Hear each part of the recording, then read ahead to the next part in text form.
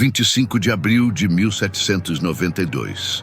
Paris desperta com cheiro de medo. Diante do Hotel de Ville, uma multidão se aperta, ansiosa, curiosa. No centro, um homem, Nicolas Jacques Pelletier, condenado por roubo e assassinato. Mas o que todos aguardam não é sua morte. É o primeiro ensaio público do inferno mecânico que a França criou. A lâmina ainda brilha sob o sol pálido. Ninguém entende direito o que está prestes a acontecer. O carrasco não empunha a espada, não levanta machado, ele apenas aciona uma alavanca. E o que desce é o som puro do metal rasgando o ar. Um corte seco, absoluto. A multidão silencia. Algo terrível acaba de nascer. Para compreender esse nascimento, é preciso voltar no tempo. Décadas antes, a França ainda respirava o ar podre do absolutismo. Reis que se diziam divinos. Punições teatrais. Em 1757, Robert François Damiens tentou ferir o rei Luís XV com uma simples lâmina e foi punido de um modo que o próprio inferno teria invejado. Amarrado a uma cruz de madeira, Damiens foi despido diante de milhares. Derramaram chumbo derretido sobre seus membros. Rasgaram sua pele com tenazes incandescentes. E quando os cavalos puxaram seus braços e pernas, o corpo resistiu. Ouviu-se o estalar de ossos. Gritos que não pareciam humanos ecoaram por horas. Aquilo não foi uma execução. Foi uma coreografia de agonia, sangue, fumaça e aplausos. O povo sorria enquanto o homem era despedaçado vivo. Mas algo mudou naquele dia. O horror foi tão absoluto que até os mais fiéis ao rei tremeram. Pela primeira vez, a França se viu refletida num espelho feito de sangue e culpa. Anos depois, pensadores como Voltaire e Beccaria escreveriam que o Estado havia perdido a alma. E quando a Revolução estourou, essa culpa virou lei. Morte sem sofrimento desnecessário. O paradoxo nascia ali. Queriam matar com compaixão, eliminar com humanidade. Uma contradição fria e irresistível. Mas a execução perfeita exigia algo mais: precisão. As lâminas humanas falhavam, os carrascos tremiam e o sangue demorava demais para cair. Foi então que surgiu uma proposta: substituir a mão por uma máquina. Uma lâmina que não hesitasse. Um mecanismo sem alma, incapaz de sentir piedade ou remorso. O Dr. Joseph Ignace Guillotin apresentou a ideia à Assembleia. Riram dele, chamaram-no de mecânico da morte, mas ele insistiu: a igualdade exige uma lâmina para todos. E assim, a frieza virou virtude. A morte se tornou um processo, uma engrenagem limpa, perfeita. O terror agora tinha projeto e propósito. O médico Antoine Louis e o artesão Tobias Schmidt ergueram o primeiro protótipo. Madeira úmida, aço reluzente e um peso mortal. Testaram em cadáveres. O som do impacto era seco, quase musical. O corte era tão rápido que o silêncio seguinte parecia eterno. Alguns diziam que até o ar sangrava ao redor da lâmina. Charles-Henri Sanson, o carrasco do rei, olhou para a máquina e sorriu com medo. O homem falha, disse ele, mas o aço nunca hesita. Em abril de 1792, diante da multidão faminta, a guilhotina desceu pela primeira vez. E no instante em que a cabeça rolou, a França perdeu mais que um criminoso. Perdeu sua humanidade. O sol da tarde queimava fraco quando Nicolas Pelletier subiu os degraus. O murmúrio cessou. A madeira rangeu. A lâmina cintilou. Por um instante, parecia que o tempo segurava o ar. Então, o som, seco, rápido, inapelável. A cabeça rolou, os olhos ainda abertos. A multidão, confusa, não soube se aplaudia ou fugia. Alguns esperavam gritos, outros sangue espirrando. Mas o que viram foi silêncio. A morte fora limpa demais, sem drama, sem dor visível. O povo se revoltou.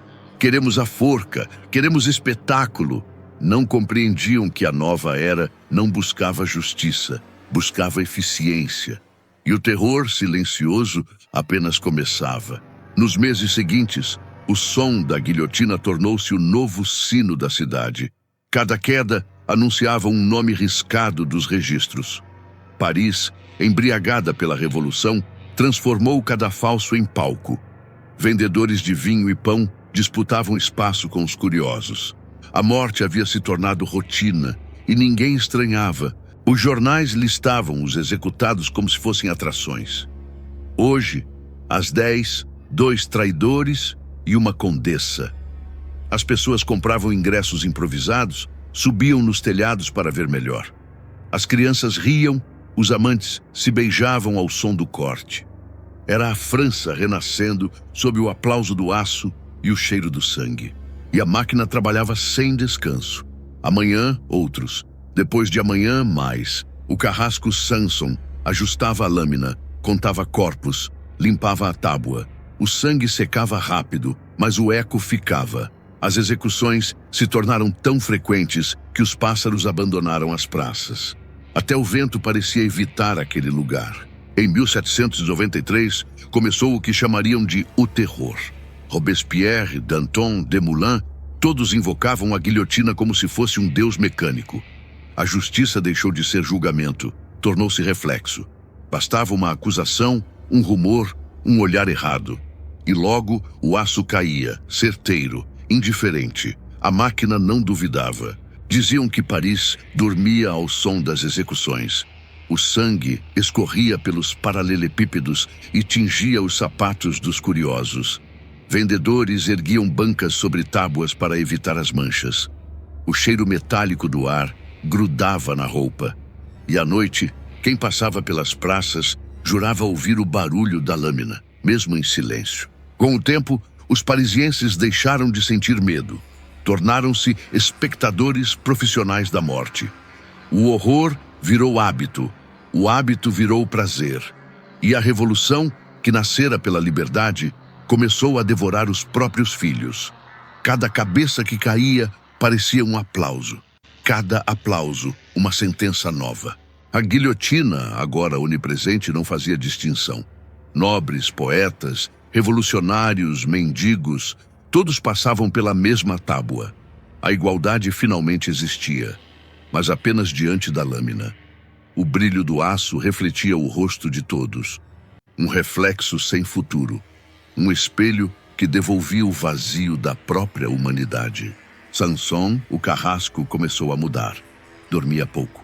Jurava ouvir vozes vindas dos cestos, olhos que piscavam, lábios que ainda se moviam.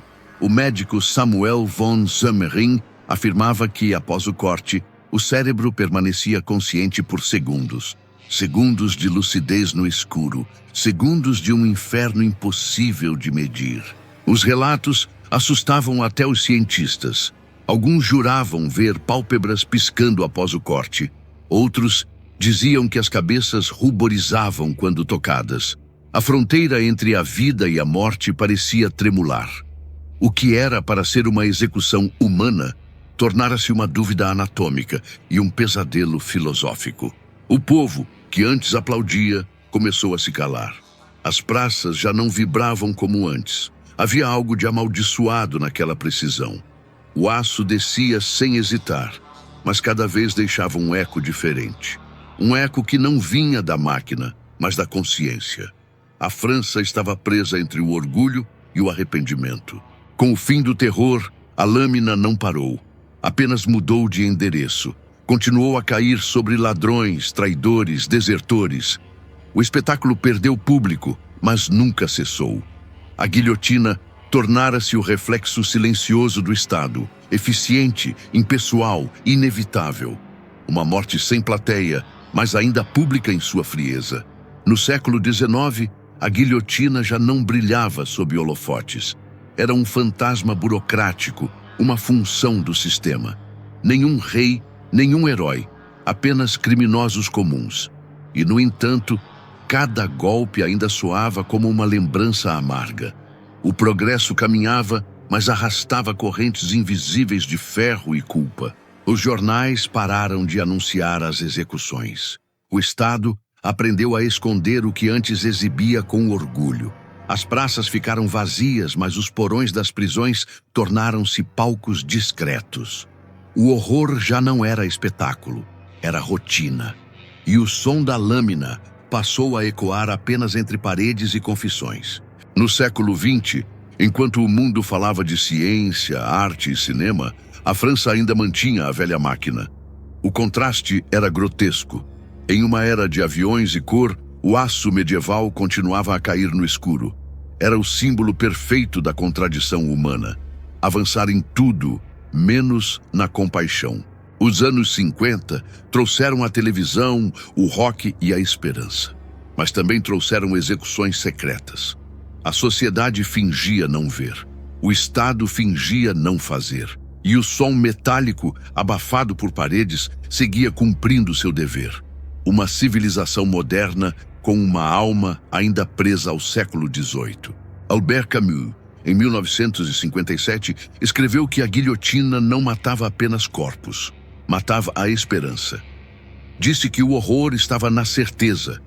Diante dela não havia oração nem acaso. O condenado não pensava em Deus, apenas se a máquina funcionaria. E ela sempre funcionava, fria, precisa, fiel à sua maldição. Enquanto o mundo dançava e sonhava, a França ainda cortava cabeças. O aço caía em segredo, escondido da luz, mas não da história. A guilhotina tornara-se um relógio macabro. Marcava o tempo do atraso moral. A cada execução, um país inteiro lembrava que o passado, quando negado, sempre retorna. 1977, Marsella, 4 da manhã. Hamida Jandoubi, imigrante tunisiano, é levado ao pátio da prisão.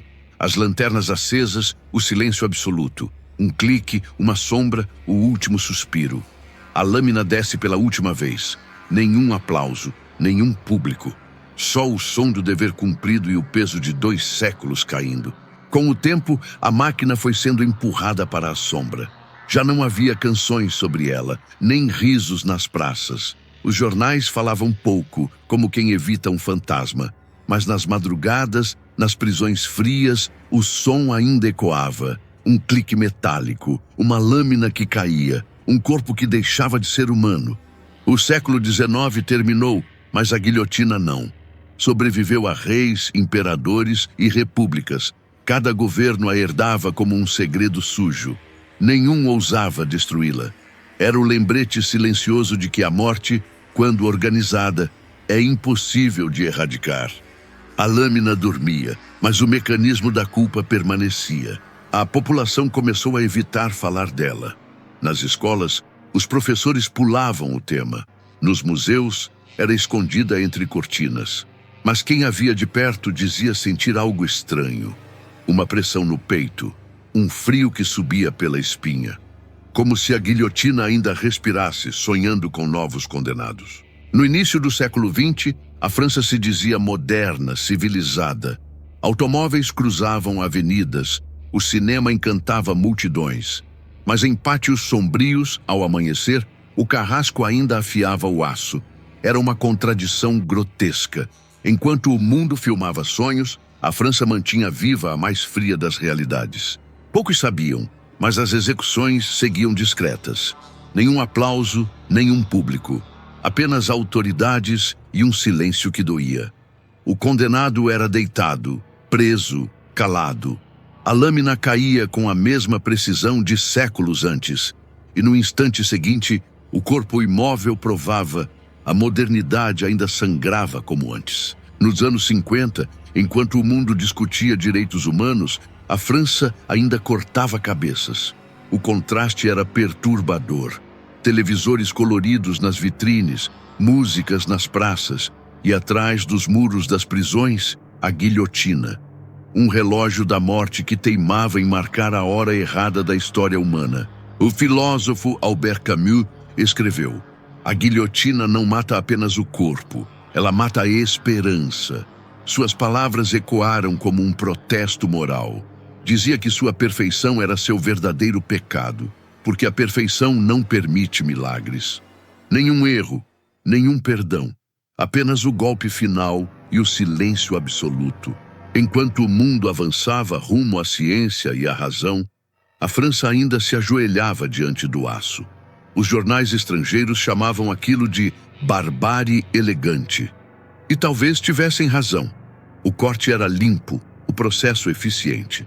Mas o que a guilhotina provava era simples. A civilização também sabe sorrir ao matar. Em 1977, enquanto o mundo dançava ao som da disco music, Marsella amanheceu fria e muda. Um homem chamado Hamida Djandoubi, imigrante tunisiano, aguardava o último corte. Às 4 da manhã, a lâmina desceu pela última vez. Não houve público nem aplausos, apenas o som mecânico da história se repetindo. A guilhotina, enfim, silenciou. A revolução terminara há séculos, mas sua sombra persistia. O aço fora guardado, mas o símbolo ficou. Porque não se apaga uma era com um pano. A guilhotina não desapareceu. Transformou-se em ideia, em lembrança, em aviso. Uma lembrança fria de que o progresso também sabe sangrar.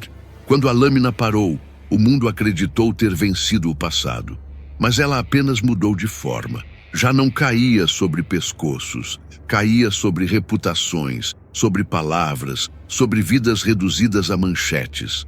O corte invisível das novas eras era digital, mas a precisão era a mesma de 1792. A guilhotina virou símbolo de eficiência e poder, um reflexo de nossa obsessão por controle. Hoje, não precisamos de cestos de vime. Temos telas, algoritmos e tribunais sociais. E tal como antes, a multidão continua sedenta. Só mudou o tipo de sangue que exige. Agora, é o sangue da dignidade. Os velhos fantasmas do terror nunca se foram. Apenas aprenderam a vestir ternos, usar microfones, discursar sobre moralidade. Cada vez que alguém é condenado sem ouvir defesa, a lâmina desce, invisível, mas real.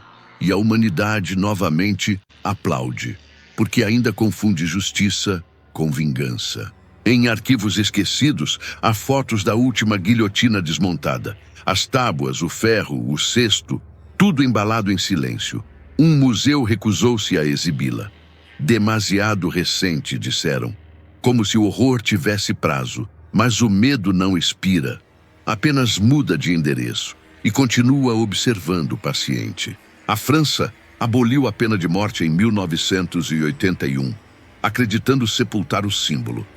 Mas a guilhotina não era um objeto. Era uma ideia, uma promessa de justiça sem alma. E ideias não morrem.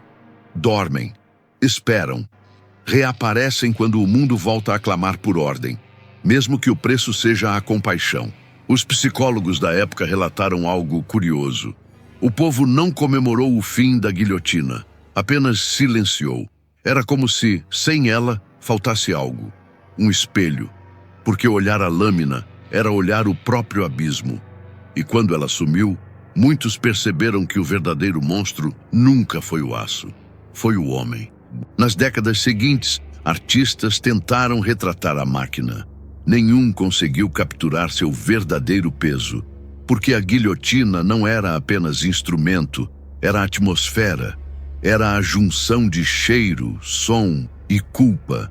Era a prova de que a civilização pode ser cruel sem sujar as mãos. Hoje, o que restou dela repousa em depósitos silenciosos, coberta por pó e por vergonha. Mas às vezes, visitantes dizem sentir um arrepio ao se aproximar, como se algo ali ainda vivesse. Talvez seja o eco das vozes que ela calou, ou o sussurro metálico de uma história que se recusa a adormecer. No fundo, a guilhotina venceu, porque seu legado não é o corte, é a indiferença. Ela nos ensinou a executar com eficiência, a punir com método, a esquecer com facilidade. Tornou o horror rotineiro, aceitável, limpo. E é por isso que, séculos depois, ainda trememos ao ouvir o som de metal caindo. O narrador encerra o relato diante da antiga praça. O vento sopra frio, como se ainda passasse por uma lâmina invisível. O som do passado se mistura ao ruído distante da cidade, e a voz final sussurra: a guilhotina acabou, mas a ideia nunca parou de cair. Então, o silêncio. e o peso da história. O século XXI nasceu prometendo razão e progresso, mas bastou um erro, um escândalo, um vídeo viral para o novo povo erguer sua guilhotina digital. Não há cestos nem lâminas, apenas cliques e julgamentos instantâneos. A diferença é que agora a multidão executa com o polegar. Cada vez que uma vida é destruída por uma manchete, o som do aço retorna. Invisível, mas real. A mesma pressa, a mesma ausência de dúvida. O mesmo prazer disfarçado de justiça. A guilhotina não precisa mais de madeira nem cordas.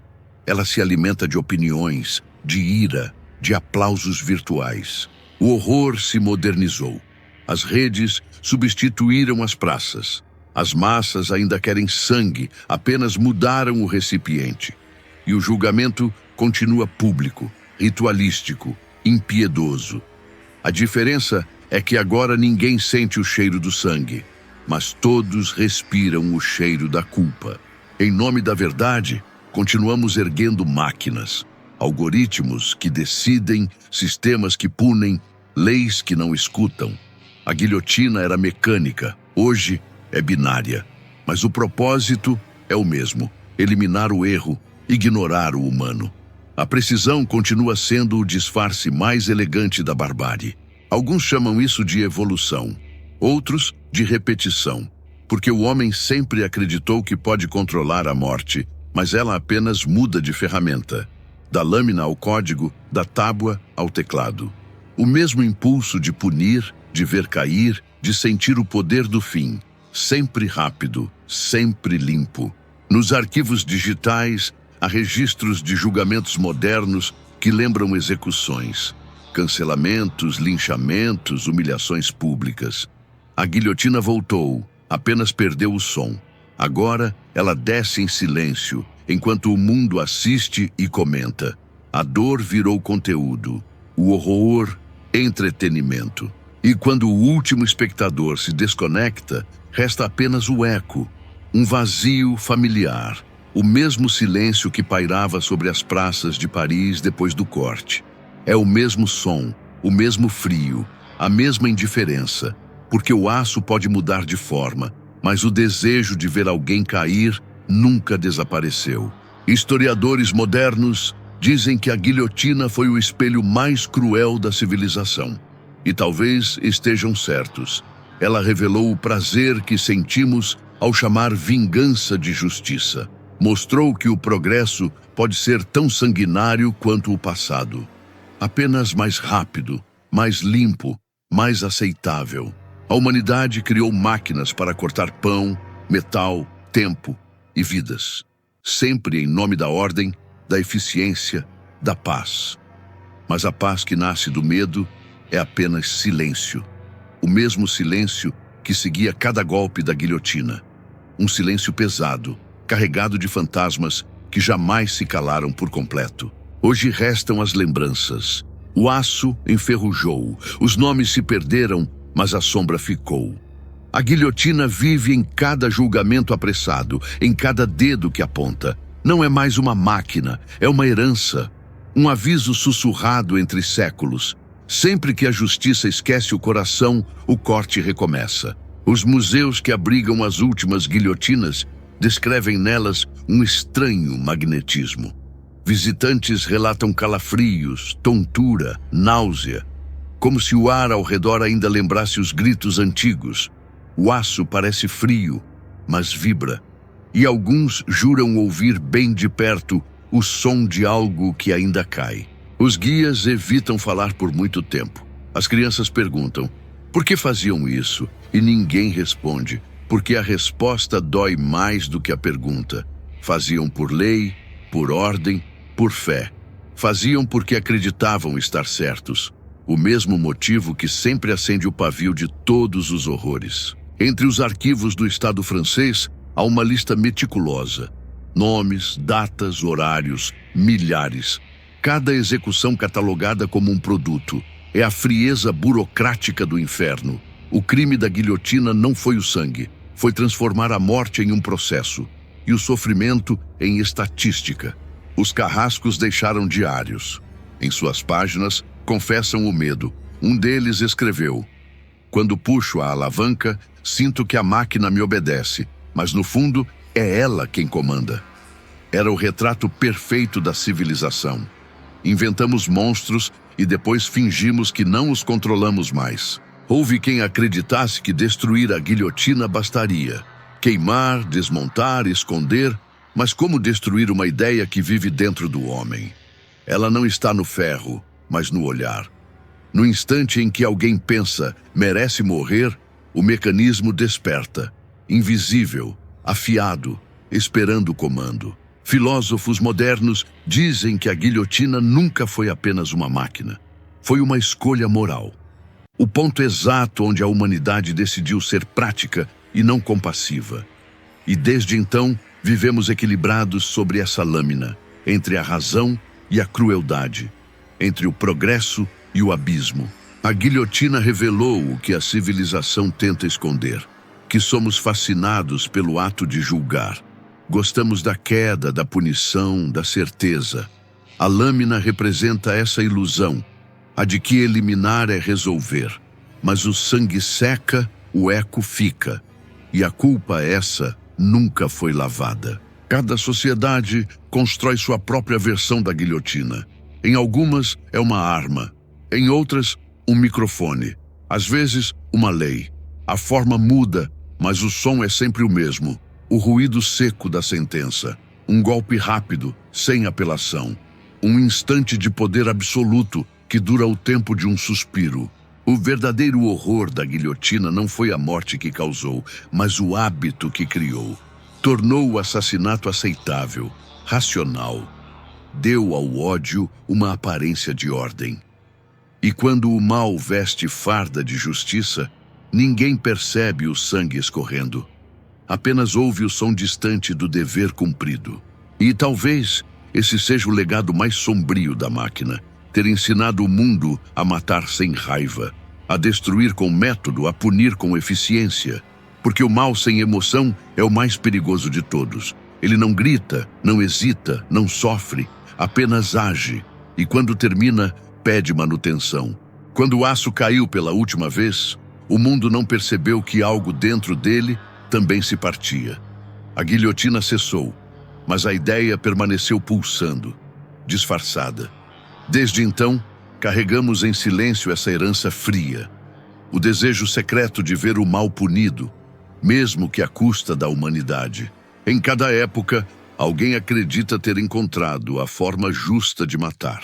Mas não existe morte justa, só diferentes modos de fingir que a violência é necessária.